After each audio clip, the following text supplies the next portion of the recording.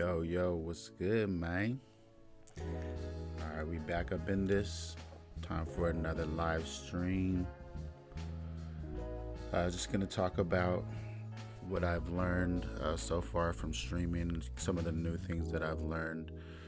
I know the last time I streamed, I was telling you guys I need to finish some Christmas shopping, so got that done. Um, and yeah, man, I've been wanting to stream even over the weekend, but I think I'm just gonna stream Monday through Friday. Stream around 11 o'clock, hopefully every day for an hour or two. So that's what we're gonna do today. And as far as like streaming, you guys saw I had that little animation at the beginning. I did learn how to, create my own kind of cards or streaming cards. So I'm gonna add more stuff on there, like, share, subscribe, all that good stuff. So I'm gonna make sure I add all that to the card. But I learned how to do that. Then I also learned how to do these transitions. Um, so if you saw that transition, it was a film burn transition. Inside of OBS, you can do these things called stinger transitions, and I don't really like the way those look too much, but they're kind of like wipes. If you know about transitions, so they're like wipes like that, where something like an image will wipe across the screen, and then that's how you transition to the next scene.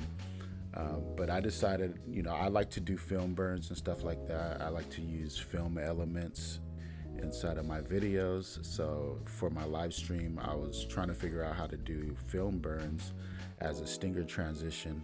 It was kind of hard to figure out, but I did figure it out. And yeah, I mean, check it out. So this would be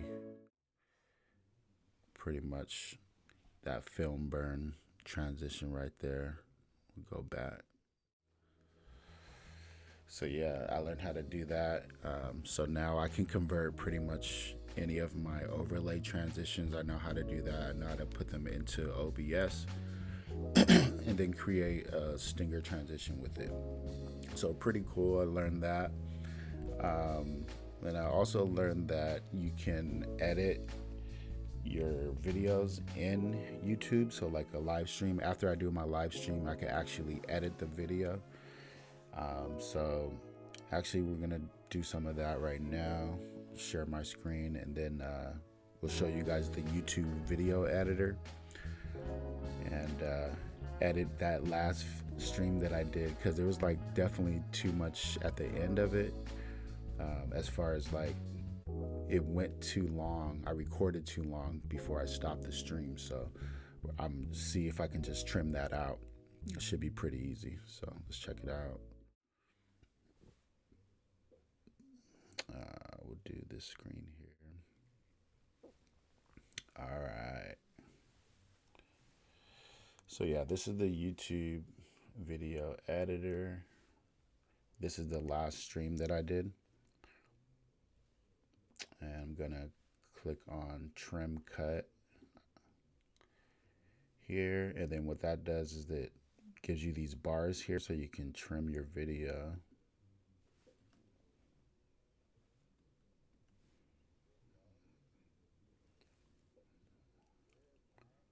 That's the video there.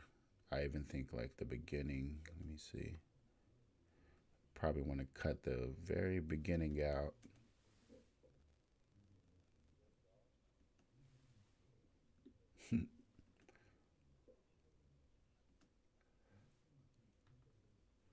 Let's see.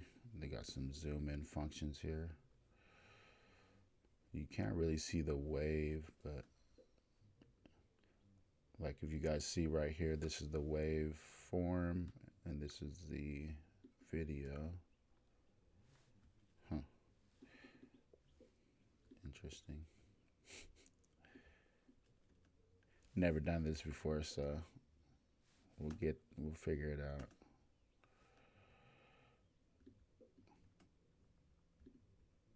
Yeah, no, it doesn't want to play. There we go. Hmm.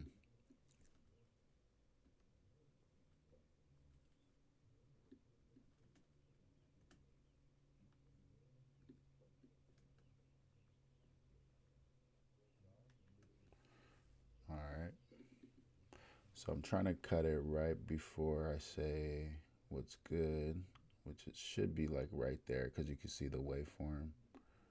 So if I trim it like that, yeah, almost. Let's see.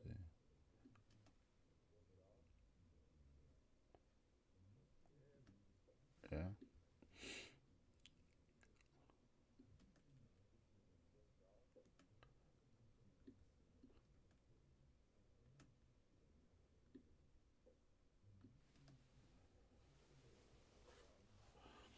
I'm cool starting it right there.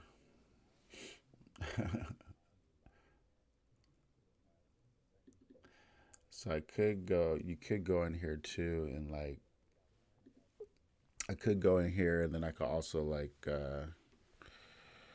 change some other things. See the focus, make sure I'm still in focus. But I could go in here and like actually cut out parts like in the middle of it, you know what I'm saying? Um,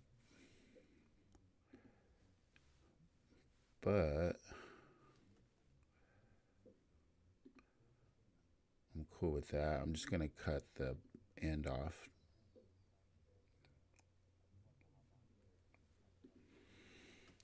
So yeah, I wouldn't say it doesn't work that smooth, but again, this is the first time I'm using it. So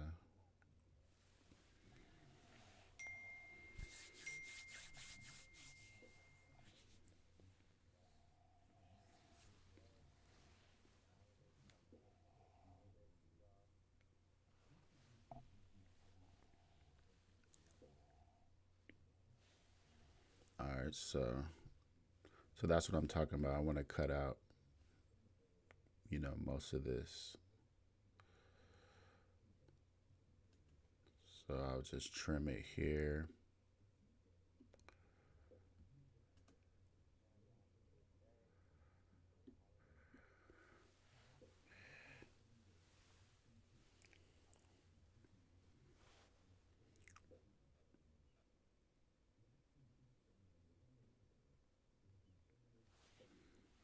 Yeah, something like that. So yeah, I mean that's cool. You can always just edit your video after the fact. And then one thing that's cool about this too is like you can always revert it too. So I can make all these changes to this and then save it. But if I want to revert it and go back to the original video, I still can. So the YouTube editor is pretty cool. Um, definitely because you can do that.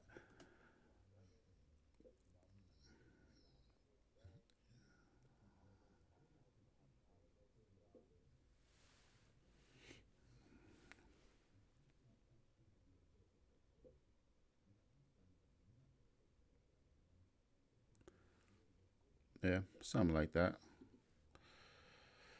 So we're going to save it. It says it might take a few hours for your changes to apply. During that time, viewers will see the current version of the video. You won't be able to make other changes to the video. The original version of the video will be stored so you can undo your edits. So that's pretty cool.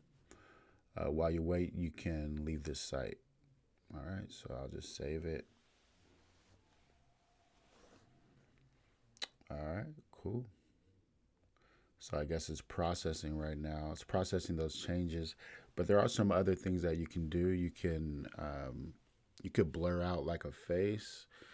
You can add audio. You could add music from the YouTube music library. You can add an end screen, and then you can add info cards. So there's also some other things you can do with the video editor. But yeah, man, we'll get to that later. So I'm gonna watch a couple of videos. I got a couple of videos queued up. One of the videos I wanted to watch was about this thing called a BOI. If you have a business or a LLC, then you probably heard about this BOI that you have to file this year. I filed mine, but I know that my the company that I go through for my LLC, they wanted to charge me $99 for each BOI, and I had to do two of them. But I actually looked online and I was able to file both of them for free. But I was looking at looking at this video that I got queued up, and basically, I think they're saying that you might not have to do it, but I don't know. If you haven't done it and you do have to do it, I would definitely, do it now because they say it will come with some penalties or some fees if you don't file it, but you can do it for free. So if you haven't paid for it already and you still need to do it, you can do it for free. But we'll check this video out and see what this guy's talking about here.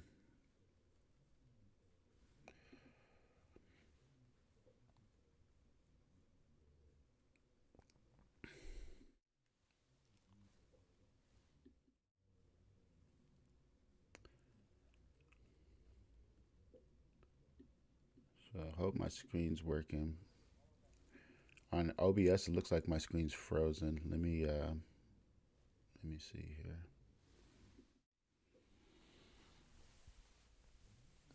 Shoulders jacked up, man.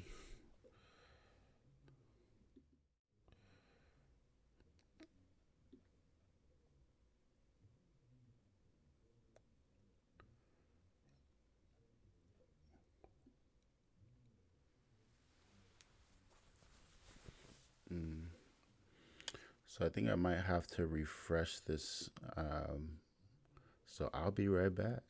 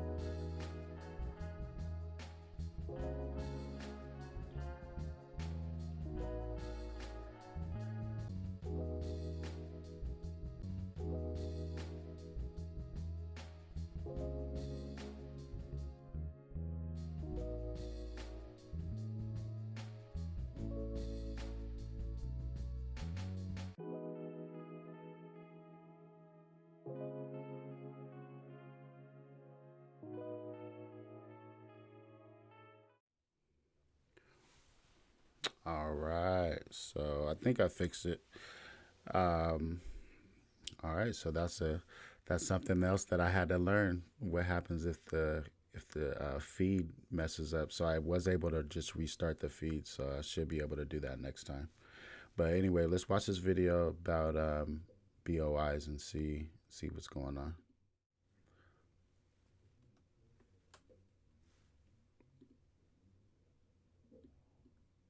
So, do you remember all of that noise about the BOI reporting requirements for virtually every LLC and corporation in the United States? You know, the law that would cost your business up to $500 per day in penalties, up to 2 years in jail time, and up to $10,000 in additional fines Crazy. under the Corporate Transparency Act. Well, a federal district court in Texas has now found that the act is likely unconstitutional and issued an order prohibiting the act and the beneficial ownership information rule altogether.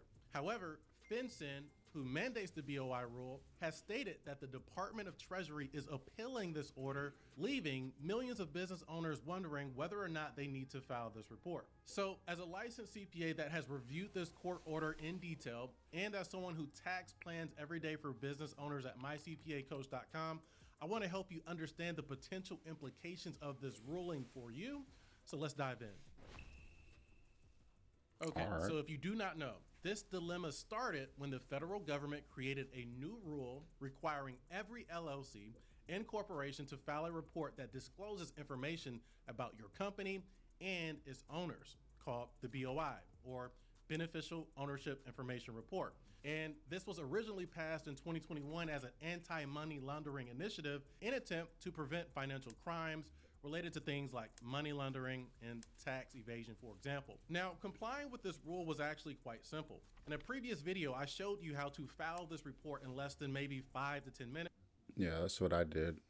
So like I said, it was like 5 minutes.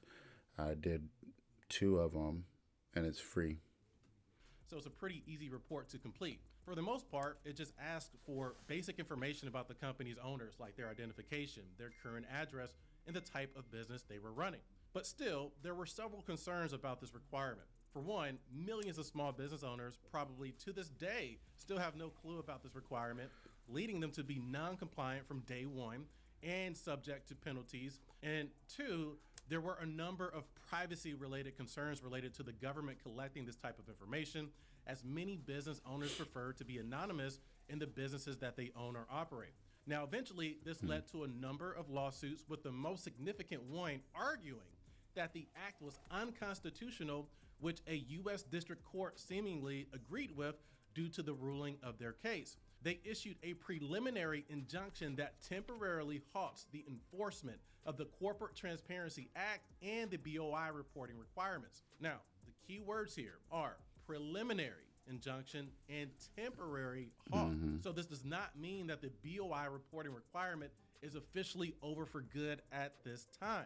In fact, many business owners are still filing BOI reports on FinCEN's website despite the ruling. But the number one question people have right now is, well, do I have to do this? Well, according to FinCEN themselves, they state that the BOI reporting requirement has been affected by a recent court order and that they are appealing that order. But in the meantime, reporting companies are not currently required to file a BOI report and therefore are not subject to liability if they fail to do so while the applicable order remains in place. And they state that reporting companies can still file a BOI report. So this means that I mean, I just filed it.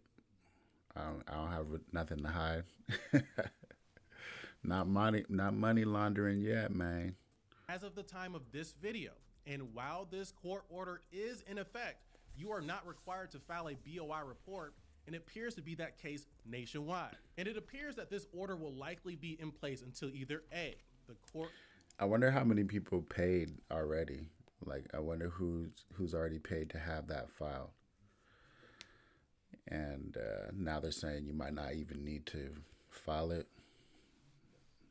Choose a final ruling, or B, the injunction is lifted by the court, or C, the injunction is appealed and reversed, which seems to be the plan of action for the Department of Treasury. Now, only time will tell how that will unfold, but for now, owners of LLCs and corporations are not subject to these rules due to the injunction and can now instead focus on more important matters in their business as opposed to this type of red tape. And hopefully that will remain the case, but I will be sure to update you on our channel as soon as more information becomes available. So make sure you subscribe to stay in the loop on this. And if you own a business and you pay a lot of money in taxes and want a plan that is guaranteed to reduce it, just apply to work with one of my CPAs today at mycpacoach.com. Let's be honest. Most people don't know the difference between an Yo. So yeah, I mean, I guess I didn't I didn't catch like all of the last part, but I guess he was saying that you don't have to do it while that thing is still pending. I guess the lawsuit is still pending. But you could do it for free, so I'm not tripping. I just did it. So I guess it's up to you guys if you want to do it or not. If you've already done it and you paid for it, I don't know what you can do now. I don't know if you can get a refund for that and then you can just file it yourself. It looks like you have a little bit more time. I know it was due December 31st, so really like a week. In a week it was due, but yeah, I already did mine. So if you guys need to do it, you can do it for free. Just so you know, make sure you just do it for free yourself online instead of paying, $100 just for someone to answer a couple of questions and file the paperwork. It's real easy on their website. But yeah, let's check out this other video I had queued up. I just queued up a few videos. This one right here is why are record studios still closing? So, for those of you who know me, you know that I've been making music for a long time, and the music business, it interests me. I definitely have my gripes and criticisms about the music industry, record labels, record companies, things like that. But that's why a lot of the times some of the videos I watch have to do with, you know, the record labels and things like that. But that's pretty much the kind of content that I consume. You know, I watch stuff about the music industry and then also things about like photography and cinematography. So those are the type of videos I'll be watching. Also business type of videos. Um, but you know, while I'm still trying to figure out the channel, I'm just really letting you guys know the kind of content that I'll be watching, and you know, I'm still growing and still figuring everything out. So, you know, thanks for coming along for the ride. But that's what we into. So right now we're gonna watch this video again. Why are record studios still closing? And this is a reaction video. So last night, after completely destroying my diet plan at the Super Golden Buffet in Duluth, Georgia, which you guys Wow. might need to check out if you're in the Atlanta area at some point. All you can eat crab legs, shrimp, chicken wings, made to The order Golden hibachi, Corral? steamed corn and potatoes, crawfish. Nah, bruh, we ain't doing that. Yeah, it was crazy. But Not from there. Not from the Golden Corral. after leaving there, and we end up going to the mall and trying to walk it off, we end up coming back to the house. And usually when I'm at the house and I'm having some downtime, I'm scrolling through YouTube. And while I was scrolling through YouTube, I found a very dope video made by a smaller YouTuber, and it is called Why Are Recording Studios Still Closing? Hence, that's why I'm doing this video right now. Then I seen a whole bunch of reaction videos to it as well. But one thing I like to do is, if I'm doing a reaction video to somebody else's video, I want to make sure and give a shout out to the person who actually created the video. The name of the channel is Recording Software Tutorials. Yeah, that's He's a facts. smaller That's facts, bruh. Let me give you a shout out. That's Bolo, the producer. Bolo, the producer. Make sure you guys follow him. Check out his channel. Let's get back into the video. channel, but you guys need to go over there, check them out, and in the comment section, let them know Bolo sent you. And let's go ahead and support some of these smaller channels so everybody can eat from the YouTube pie. All right, facts. Hey. Now, See? now, the brother made some really cool points. He had some really good stuff to say in the video, which, like I said before, you should go to his page and watch it. I didn't want to do one of the ones where I'm watching it and stopping it and giving my insight on it. I just wanted to go ahead and just piggyback from what he was saying. Now, he did bring up a lot of cool points, but I want to add a few things that I noticed as well. Now, if you guys do know or don't know, I've been doing this music thing since the year 2000. So I've been here at the beginning of the whole software movement, at the end of the analog movement, and I've just been growing with this whole thing for all of this time. Now, Yeah, I mean that's exactly kind of my journey as well. You know, I've been talking about this a lot with a lot of people that I know. Just talking about how you know, like we grew up in the analog era, and then we grew into like the digital era, right? So like we were a part of both. We were able to see the analog era, you know, where we didn't have cell phones, we didn't have the internet, and then now we have the internet, right? So we've seen both sides of it. But that's kind of what he was saying, since he's been doing music for so long. He's been around since, you know, you were making beats and stuff on beat machines, and everything was analog, keyboards, things like that. Instead of now, everybody or most people are just using like Fruity Loops or Ableton, or using computers to make beats and stuff like that. thing I did notice is, of course, the obvious situations is a lot of the software and a lot of the stuff that we use is cheaper and it is much better. So now we actually have audio interfaces that cost like $100 to $150 that sound just as good as the really expensive interfaces back in the day that used to cost like $10,000. So yes, the obvious things are all the recording tools that we have right now are much cheaper and consumers can buy it. So that's one downfall of major studios is we can actually go ahead, buy the software, buy the tools we need, and we can just record at home for much cheaper than to go out and pay $150, $200, $300 that were the prices back in the day. Now there were some people in this Is this a? I think that I need to turn it up, huh? What do you guys think? section that was like, yo, who would pay $300 for a studio session? And I'm here to tell you guys right now that they were paying that. That Man, was that a was too thing low. to My bad. pay that amount of money, because during that time, it just wasn't just walking into the studio and paying for the studio. Like right now, it is so relaxed in a lot of these studios where you walk into them and it's like an engineer may come in, an engineer might not come in. Well, back in the day, it's a little bit different because a lot of times they were recording on tape.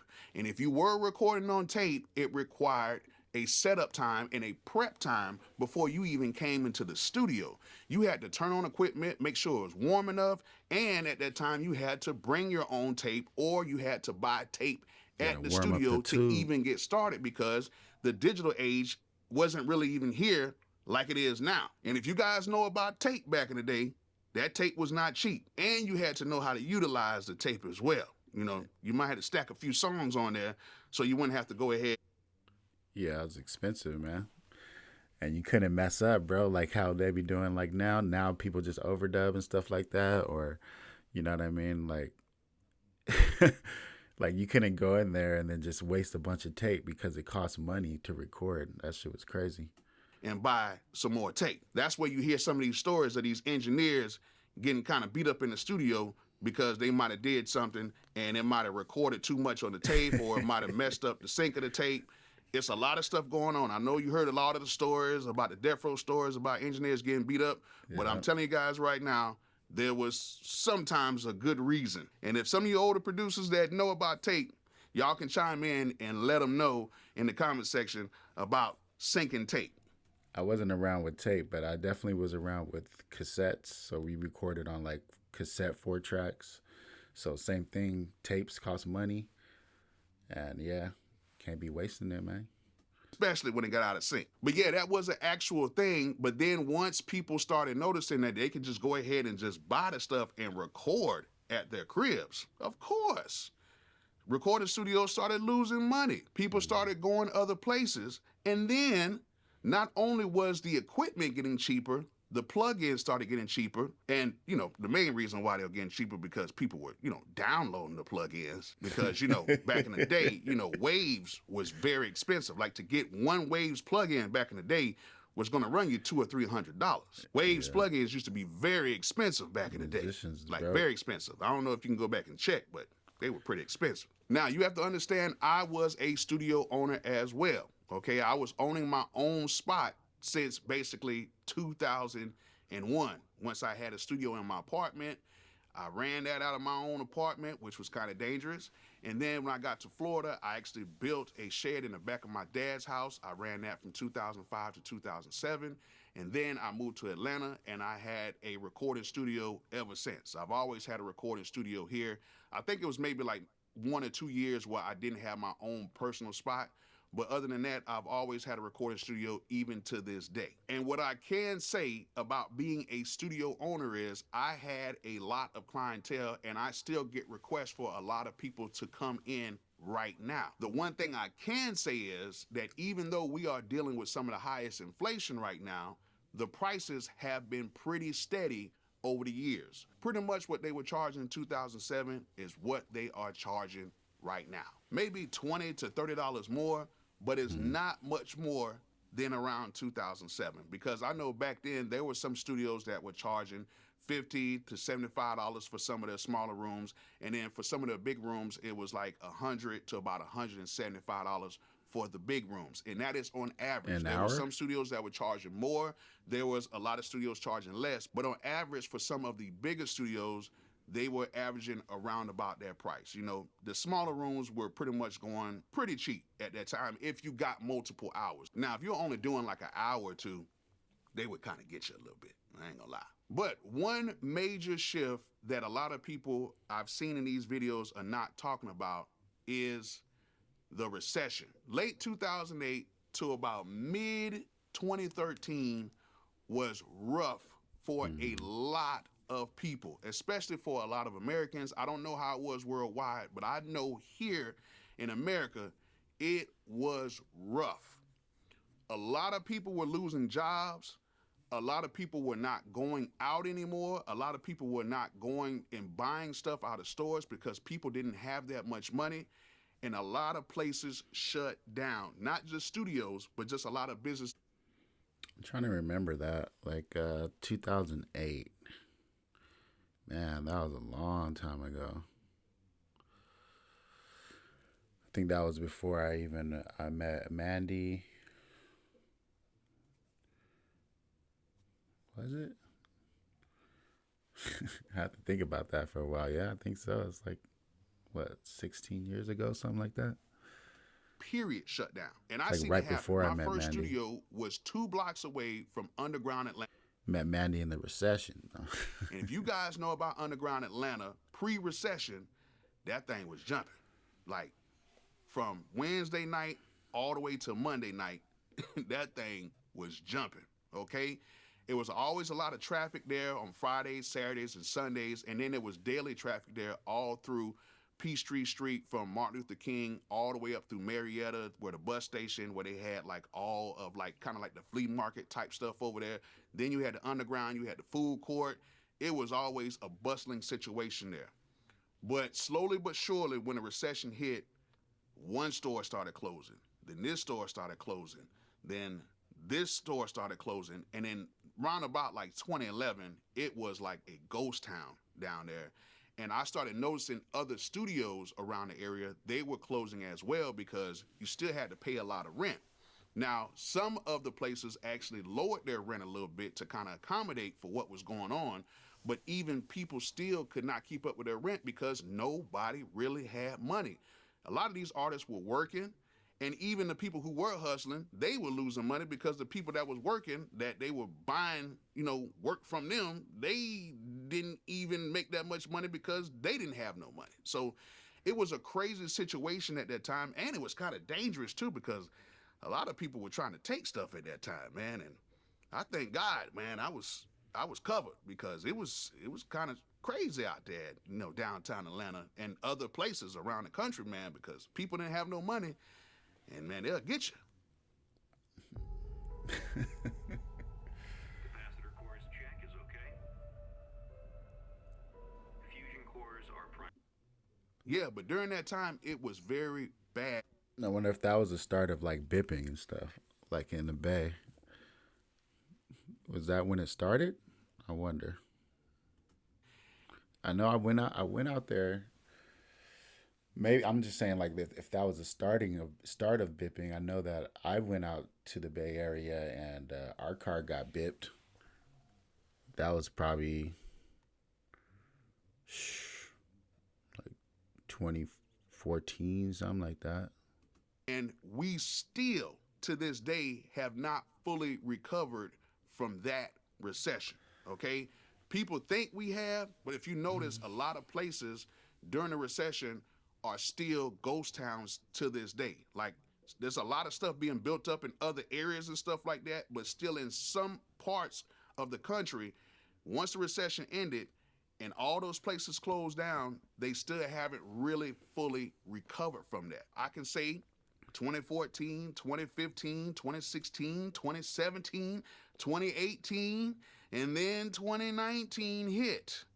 But between that time, from like 2013, mid 2013 to like, late 2019, before COVID hit, we were doing pretty good. The housing market was down, things were cheaper, people started getting jobs. But then COVID hit. COVID hit, shut everything down again. So all of that momentum that was building up, and then you started seeing people, during COVID, started getting a little bit of money and everything. You know what I'm saying? So people started getting some money. PPP loans. I don't know how they did it. Yeah, look, I don't know how they did it. You know, you do what you do. People started getting some money, and they were using the money to reinvest into studios and stuff like that, and other things. But they were Them crab leg dinners, investing man. into it, but people have not had enough money to sustain it. And then after about a year or two after the COVID money dried up, then boom, we're right back to where we were. Now, like I said before, in his videos, there was a lot of factors because, of course, during the early days, we used to use a lot of hardware. Then people started, being able to buy the hardware. Consumers started buying hardware. And then people started setting up these smaller studios around places. And then a lot of artists were going to these smaller studios instead of going to these bigger studios because they had better rates. And then some of these artists who had deals that didn't want to use their advance money at the bigger studios, they would just record themselves and a lot of times build the label back. It was a lot of things that were going on, but I will say the recession and COVID really slowed down a lot of things. Now we're back in another rebuilding phase where you see some studios still trying to recover. Now, some studios still are kind of hanging on because a lot of them have been sold, but they kept the original name, so people still know about some of these studios. And then now there's these kind of like smaller studios that have popped up, and then they have some really good equipment, but they cater to artists who do not have the biggest budgets in the world, and then they can just go in there and do that. Now, some of the major studios, they have still hung on, and some of the huge major studios have totally just deceased. Now, not to say that there is not still the big mega studios, because now a lot of these mega studios are owned by mega stars or very rich people that are really pretty much privately owned. We got to look at studios like Marvel Studios.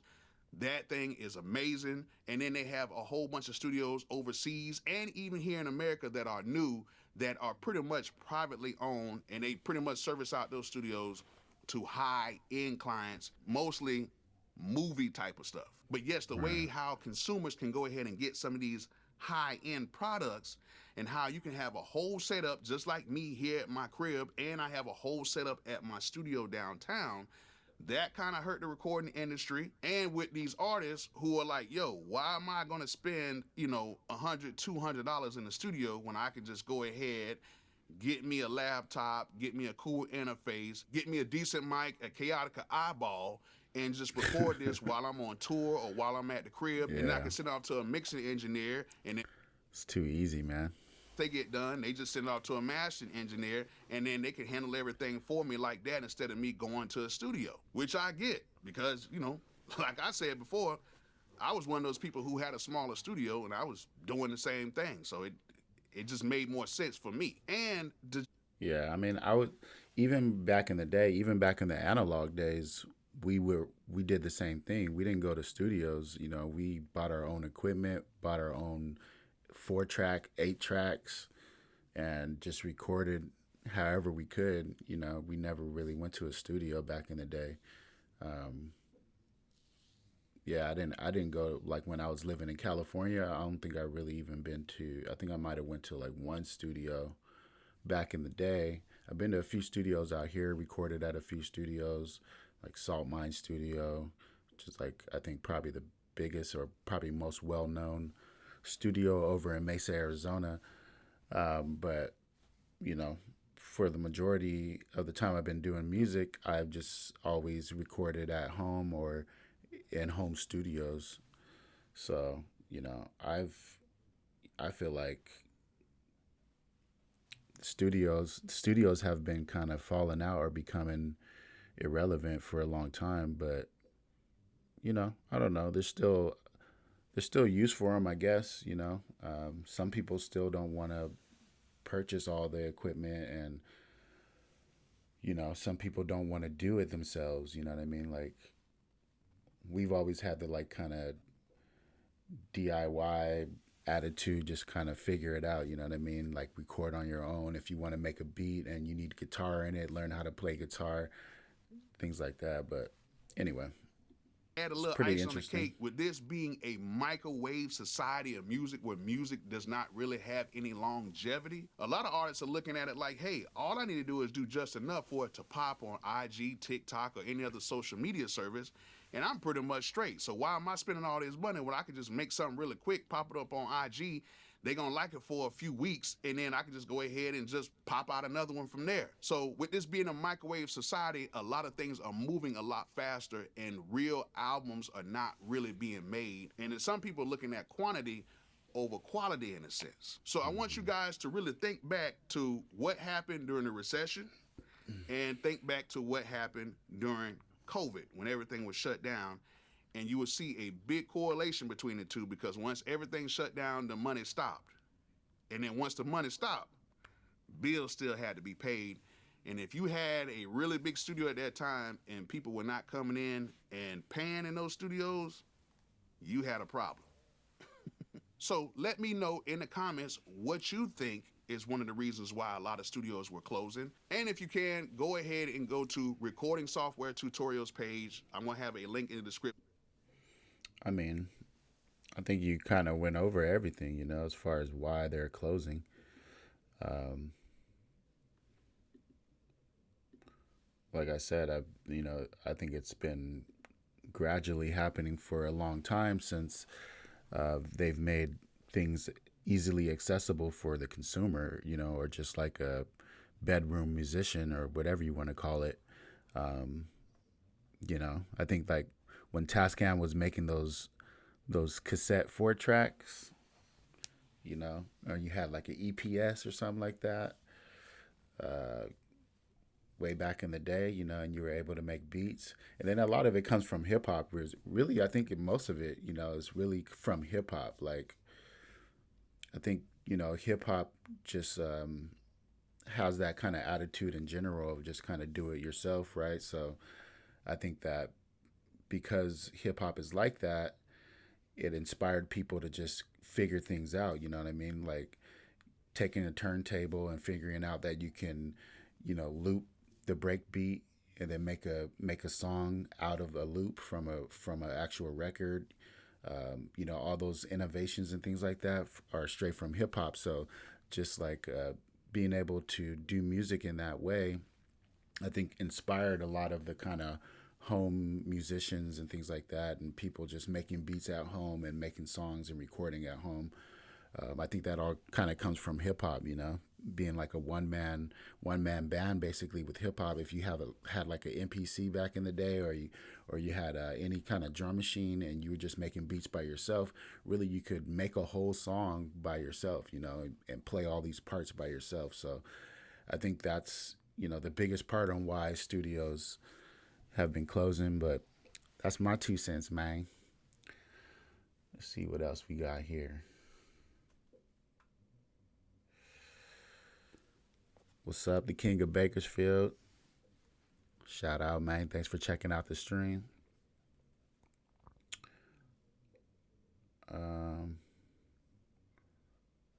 See, we'll watch this. We'll see if this is funny. This guy, he usually just goes through like internet comments and reads them and replies to them. But it's all like it's comedy, right? It's so it can be funny. Some of it's kind of I don't know what to call it. It's like the humor is you know, it's for certain people, right? It's like not everyone's gonna find it funny. Some of it's like dark humor. Some of it's like dry humor. I think that's probably what you would say is it's like dry humor, maybe, or I don't know. We'll check it out, and you guys let me know. This is a new video by him. It's called Internet Comment Etiquette with Eric. So let's check out this video. Man,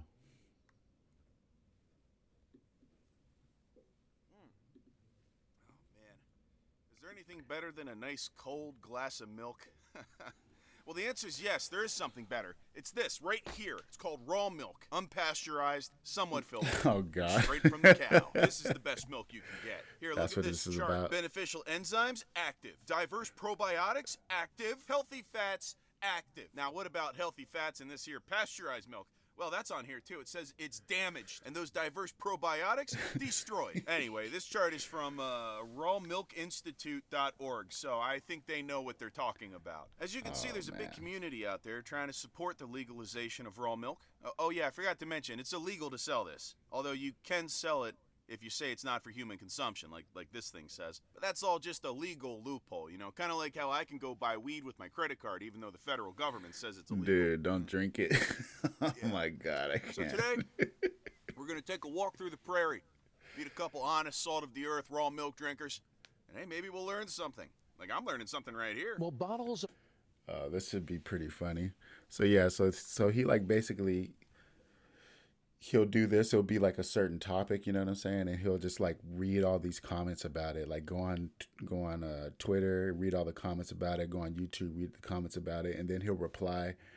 You know, during this video, I don't know if he's actually doing it. I need to look up some of the comments to see if the comments are actually on there. I think they are, because he'll put a comment on YouTube, and it'll just be hella funny. But all right, I'll stop talking and we'll keep watching it. But basically, this is obviously about raw milk, so he's going to be looking at like comments and stuff about that and then commenting back to those people. Raw milk from a dairy in Fresno County are being pulled from store shelves after bird flu was detected in a recent batch. Oh? This comes after a child tested positive for bird flu in Alameda County last week. Experts say pasteurized milk is still safe to drink because the pasteurization process kills illness-causing pathogens, including bird flu. Oh. What can we have then? Like, seriously, what the hell? At this point, we can't eat or drink anything. What the fuck is going on? We should just eat shit. Ever since they started talking about the underground bunkers, that's when our food started being compromised and poisoned. I've been sticking to rice and beans and homemade tortillas. Bill Gates is behind all this Facts. shit. Why would anyone in their Oh, right wow. mind drink milk? Yeah, all right. I don't like drinking milk, honestly. I'd rather drink like just coconut milk or soy milk if I have to, but what does this mean for a guy like me who drinks bird milk? man. Yeah, and post. All right, now what side am I going to be on? I bet you hope it's yours.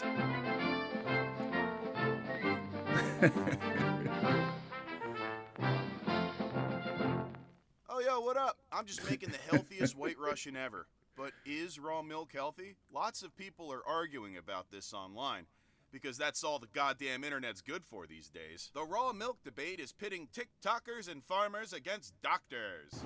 Susan Young's work starts early and ends late. Even later now that her small little farm has got a new product on the market. This summer, her home state, Iowa, joined more than 30 others that allow producers to now sell consumers dairy products, including milk, unpasteurized. That's raw milk. That provides a whole new income stream for our farm. If raw milk was so bad, how did anyone survive pre-pasteurization? The only thing preventing and demonizing raw milk is government standing in the way of health with tax revenue once again. Guess what? They didn't survive. Prove it! Food safety in America has come a long way in the last 120 years, and the risk of consuming raw milk is low, especially for the average American. Oh, But for young children, seniors, or pregnant women, those risks are higher and potentially deadly. yeah, all right. Well, let's make sure everybody knows about that. Mary McGonigal Martin was trying to find healthier food for her 7-year-old son, Chris. Internet research led her to raw milk. 3 weeks later, Chris was on a ventilator. Oh, no, she didn't know about that. But in an era where soy, almond, and other dairy alternatives eat away at traditional milk's market share,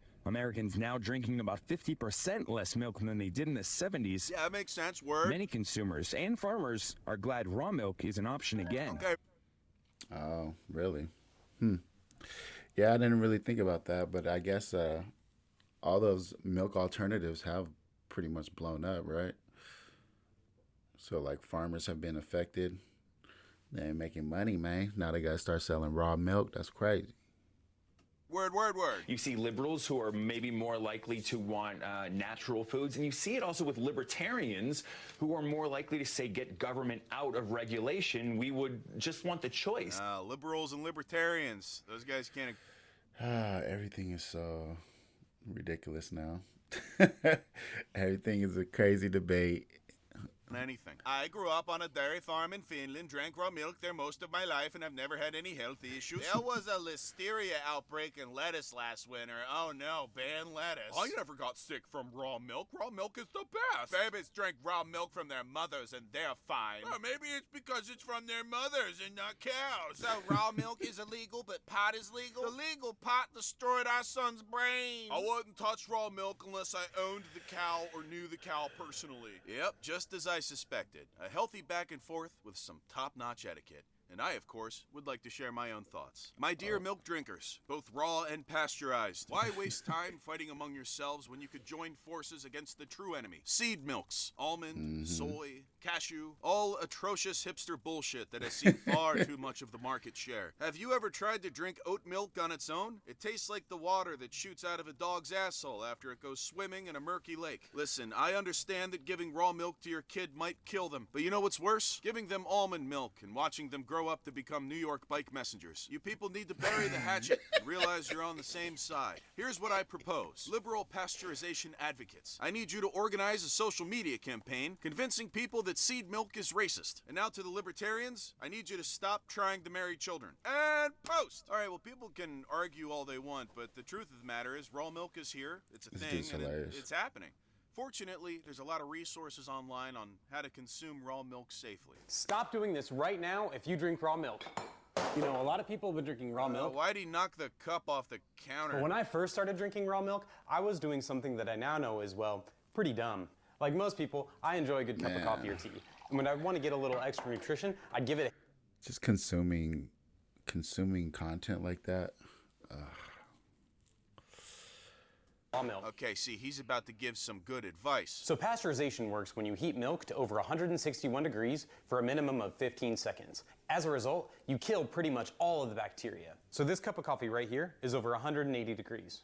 You see how this is a problem, right? Oh, okay. He was accidentally cooking the milk, and that's bad. You're seriously overthinking this. The milk will cool the coffee almost immediately. It will not be equivalent to pasteurizing anything. Bro looks like my local homeless man, but he got some good points. I used to drink raw milk a lot, but didn't notice any health benefits, so I switched back to store milk. We've got back as a society. Oh my goodness, the spilling, flinging, and flipping. I need to get lavender and meditate now. Supplements and content. Thank you. Huh.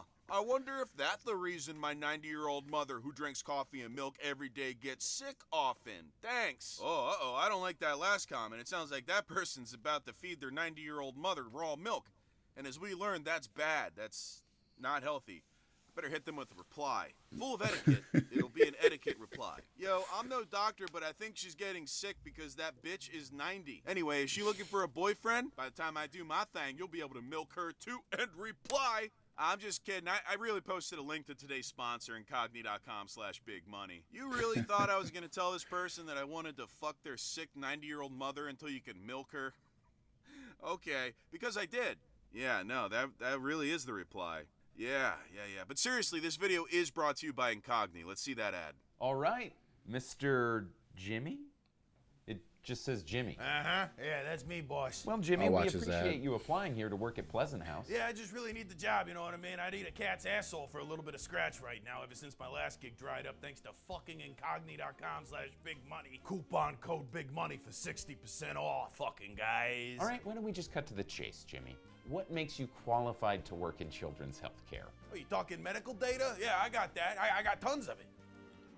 What do you mean you got it? Oh, I used to be a data broker. Yeah. I would scrape the internet for personal information, such as your address, your phone number, your medical history, and then I would go ahead and sell that to third-party companies like insurance companies, people search websites, foreign governments sometimes. I don't know what they did with it. You wind up on these junk mail lists and they just won't leave you alone. That was me. I did that.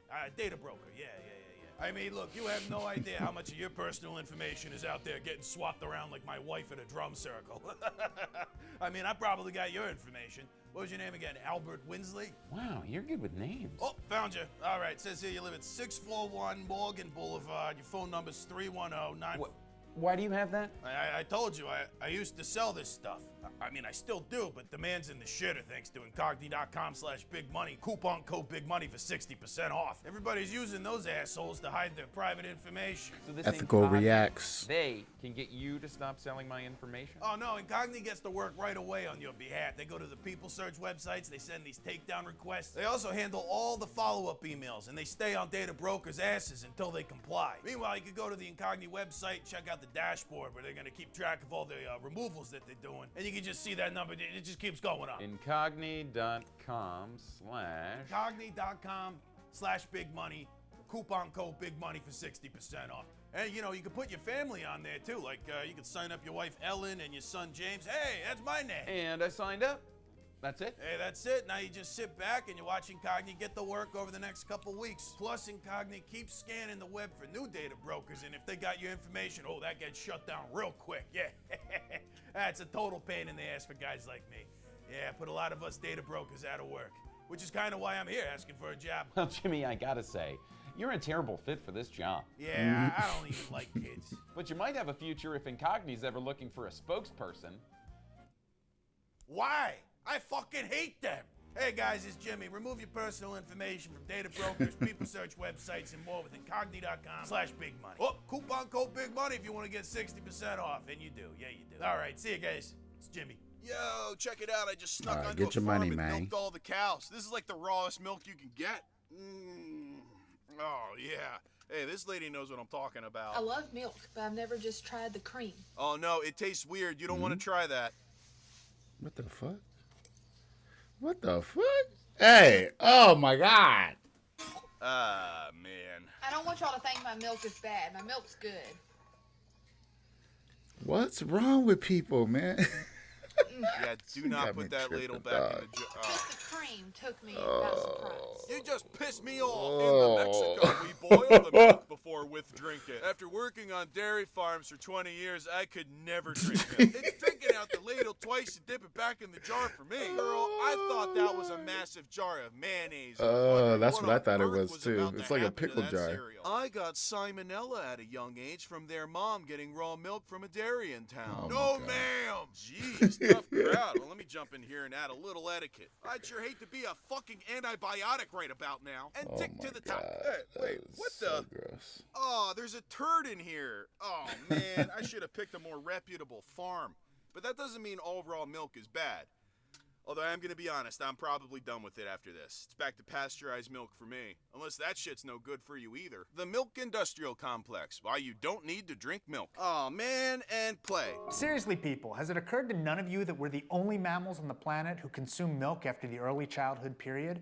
We're so obsessed with it that we steal the milk from other species in order to keep drinking it. I do also have zebra milk. There's really no good reason for us to keep drinking this stuff. Think about human history. Before we domesticated animals, we were getting along without any other animal's milk. Yo, why is he jumping around like that? What's with these recommendations? Ostensibly, it's because we need the calcium for bone strength. Because more milk, and the calcium it contains, will make your bones stronger. You know where this is going, right?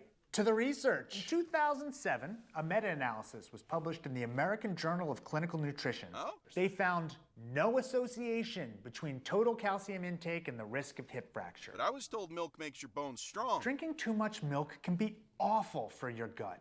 It makes it bleed. Oh, that explains that. Cow's milk is low in iron and can actually prevent iron from being absorbed from the diet. In addition, some children develop How many of y'all old enough to remember the milk mustaches and the milk commercials? small amounts of bleeding from their intestines when they have too much cow's milk. Dude, this shit is evil. Am I saying milk is evil? No. Oh. An Oreo without milk is close to a sin. But at some point, in older children and adults, we should own that milk is a calorie-laden beverage like many others. It holds no special place, and you don't need it. Phenomenal marketing and a lot of wisdom have convinced you otherwise.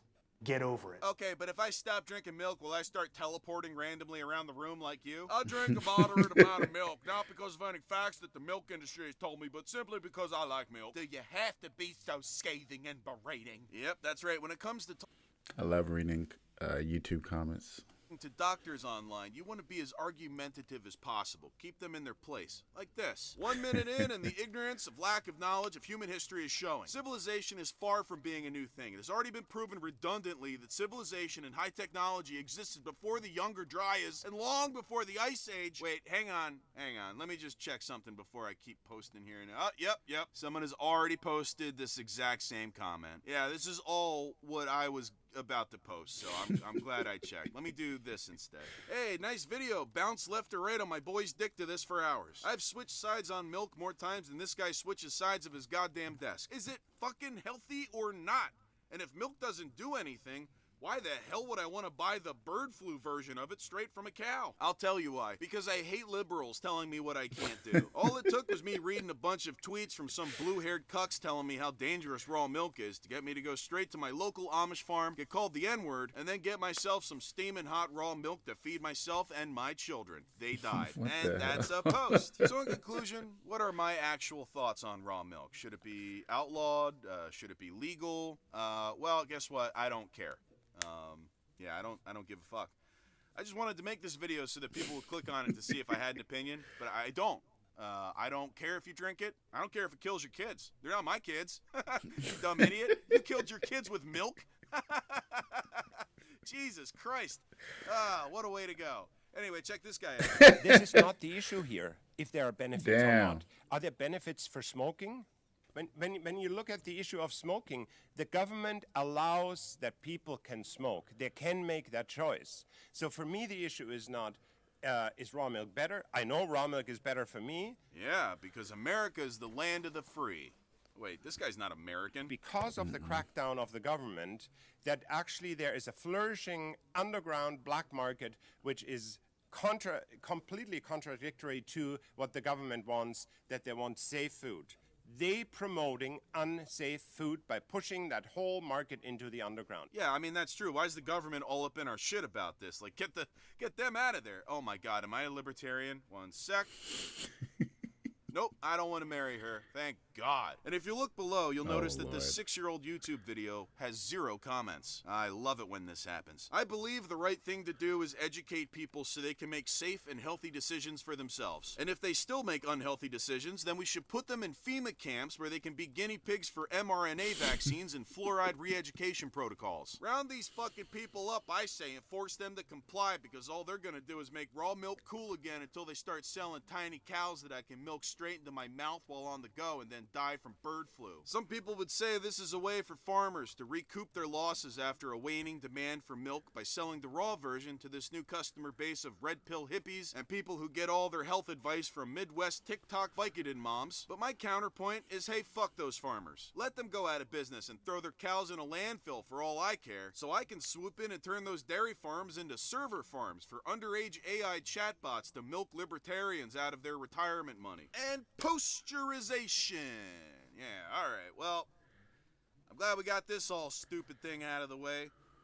I mean, you guys want to tell me you're arguing online about milk? Hell yeah, they We're are. fighting about milk? Yeah. That's so stupid, man. That's stupid. You're stupid. Alright, good night.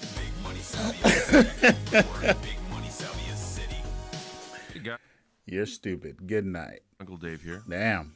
Thank you. Yeah, I mean, I didn't really know that people was on it like that, man. People are always arguing about something, but anyway, that dude, I like watching his videos. I think he's funny. Sometimes it's a little cringe, but pretty funny. Let's see, it's about 12 o'clock, so probably gonna end this stream soon. Definitely want to thank you guys for checking it out. You know, if you guys have any recommendations on things that I should watch, things I should react to, I definitely want to hear those. So make sure you put them in the comments. Yeah, man, you know, I got some things to do today, so I'm going to get to that. Probably work on a video reel. So I'll be doing some video editing for the rest of the day. But again, thank y'all for checking it out. Thank y'all for watching. It's G Owens, and I'm out. Peace, y'all.